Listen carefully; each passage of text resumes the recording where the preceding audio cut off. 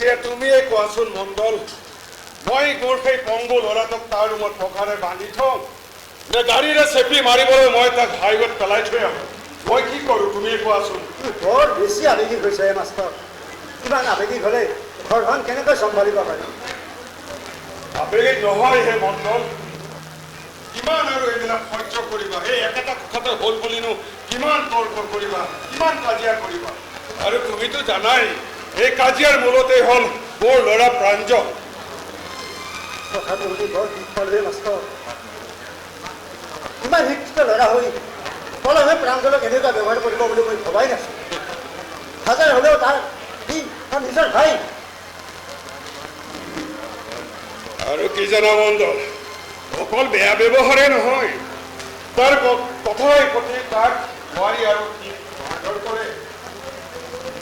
তাৰ উপস্থিতিটো সিহঁতে একেবাৰে সহ্যই কৰিব নোৱাৰে। মোৰ পত্নী ঢুকোৱাৰ আগতে মোক বাৰে বাৰে কৈ গৈছিল যে এই পংগু ল'ৰাটোক আপুনি চাব, অন্তত তাক কষ্ট অনুভৱ কৰিবলৈ নিদিয়াকৈ তুলি তালি ডাঙৰ দীঘল কৰিব। আৰু ময়ো কথা দিছিলোঁ অন্তত মই জীয়াই থকালৈকে প্ৰাঞ্জলক অলপো কষ্ট পাবলৈ নিদিওঁ। কিন্তু এতিয়া চোৱাচোন মণ্ডল, ঘৰখনত তাৰ অৱস্থাটো দেখি মই এনেকৈ তুমি ইমান অধৈৰ্য নহ'বা মাষ্টৰ।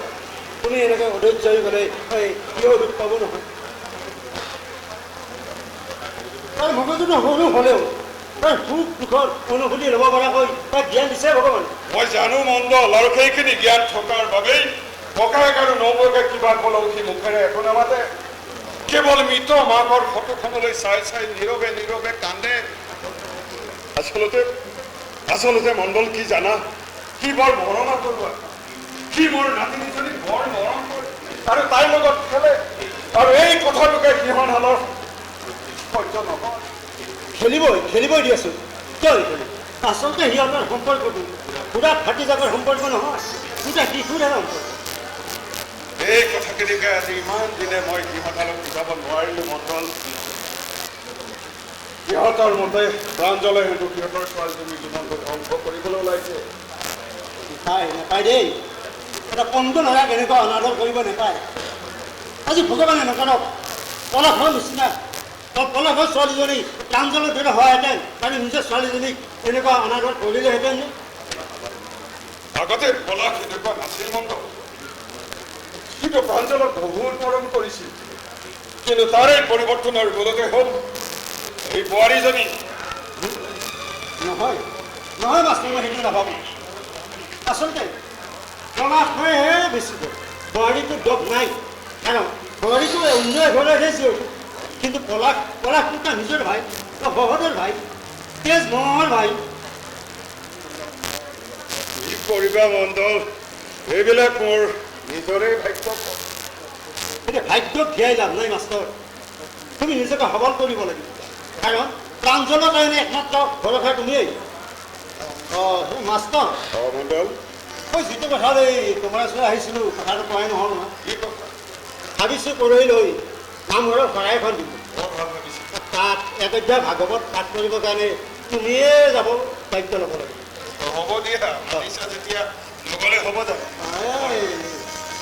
হেৰি বুলিলে প্ৰাঞ্জলকো লগত লৈ যাবা, তাৰ মনটো ভাল লাগিব। পলাই গ'লোঁ কিন্তু কিয় একো দিনটো নাই। বেলেগৰ কথা চিন্তা কৰাতকৈ, মনোযোগ দিয়াতকৈ নিজৰ সন্তানৰ কথা চিন্তা কৰা। তাক অলপ সুখত ৰাখিবলৈ, আনন্দত ৰাখিবলৈ চেষ্টা কৰা। মই এতিয়া আহোঁ। ঠিক আছে মণ্ডল, চোৱা মই বাৰু সময়ত গৈ তোমাৰ কামখেৰা কৰি আহিম।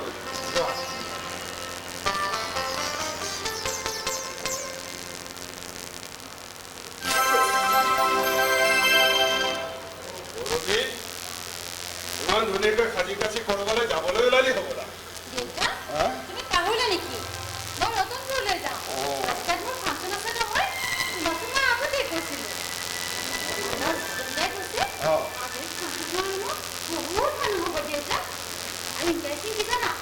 আজিৰ ফাংচনখনত নিবিতা আৰু মই মেইন আৰ্টিষ্ট। এই কথাটো ককাইৰক সুধিছিলি? নাই নিধা, তুমিও অনুমতি দিলে দাদাই একো নকয় নহয়। আকৌ কোৱাচোন, তোমাক সুধিয়ে যাম। কিন্তু এতিয়াৰ পৰা ককাইৰক সুধিহে ক'ৰবাত ফাংচনত কথা দিবি। কাৰণ ঘৰখন সি চলাই আছে যেতিয়া ঘৰখনৰ মুৰব্বী সি ফল নিদিয়া গছ এজোপা যিমানেই ডাঙৰ নহওক কোনো আদৰ নাথাকে পাপৰি। দেউতা, তুমি আজি কথাবোৰ কিয় তেনেকৈ কৈছা? ঘৰখনত নিশ্চয় কিবা এটা হৈছে। হ'ল পাপৰি, তই ভাল গান গাৱ নাচক এই কথাটো মই জানো। উপযুক্ত পৰিৱেশ আৰু প্লেটফৰ্ম এটা পোৱা হ'লে তই ভাল গায়িকা এজনী হ'ব পাৰিলিহেঁতেন। কিন্তু তোৰ বাবে এইবিলাক যেতিয়া অসমৰ বস্তু সপোনৰ পৰিধিটো অলপ চমুৱাই আন পাপৰি। নিজৰ সামৰ্থ্যৰ ভিতৰত থাকি সপোন দেখিবলৈ কি নহ'লে এদিন বৰ কষ্ট পাবিও পাপৰি। কিন্তু দেউতা, তুমি এদিন নাচ গান শিকিবলৈ প্ৰেৰণা দিছিলা। ফাংচনত গীত গাবলৈ নাচিবলৈ তুমিয়েতো জোৰ কৰিছিলা দেউতা। সেইখিনি মোৰ আৱেগ আছিল পাপৰি। এতিয়া মই অলপ প্ৰেক্টিকেল হ'বলৈ শিকিছোঁ।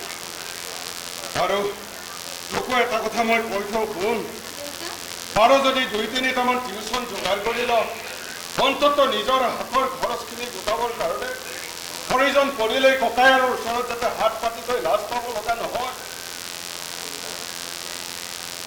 দেউতা, মোক বেয়া নকবি পাপৰি। মোক অলপ বুজিবলৈ চেষ্টা কৰ আইজনী। যা, নতুন ঠাইত গীত গাবলৈ ওলাইছ, যা ভালকৈ গাবি যা। এই তোৰ লগত কোন যাব বুলি কৈছিলো? নিবিতা, এটা কাম নকৰ কিয়, আমাৰ প্ৰাঞ্জলকে লগতে লৈ যা, সিও ভাল পাব। নালাগে দেউতা, মোক নিবিতাই ফাংচনত লৈও যাব আৰু শেষত ঘৰত থৈও যাব। প্ৰাঞ্জল গ'লে তহঁতৰ লাজ লাগিব নহয়। তুমি কিয় তেনেকৈ কৈছা দেউতা? সৰুদাক লৈ মই কিয় লাজ কৰিম? আচলতে সৰুদাক দেখিলে মানুহবোৰে যিদৰে হাঁহে মোৰ বৰ দুখ লাগে অ' দেউতা। এই পাপৰি, মই বুজি পাইছোঁ, যা হ'ব নালাগে। এই তোৰ লগত কোন যোৱাৰ কথা কৈছিলি? নিবিতা, নিবিতা, মোৰ লগতে ফাংচনত গীত গায়। এই ল'ৰাটো আগতেও আমাৰ ঘৰলৈ আহিছে নেকি বাৰু? এদিন আহিছিল। তুমি কিয় সুধিলা দেউতা? নাই এনেই সুধিলো, যা তই গান গাবলৈ সাজু হবি, যা ভালকে যাবি দেই আজি যা।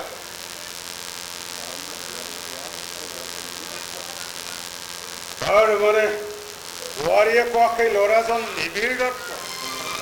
কথা ওলাইছে যেতিয়া ইহঁতৰ মাজত যিয়েই সম্পৰ্ক নাথাকক, মই এবাৰ লগ কৰিব লাগিব আৰু জানিব লাগিব কোন এই নিবিড় দত্ত।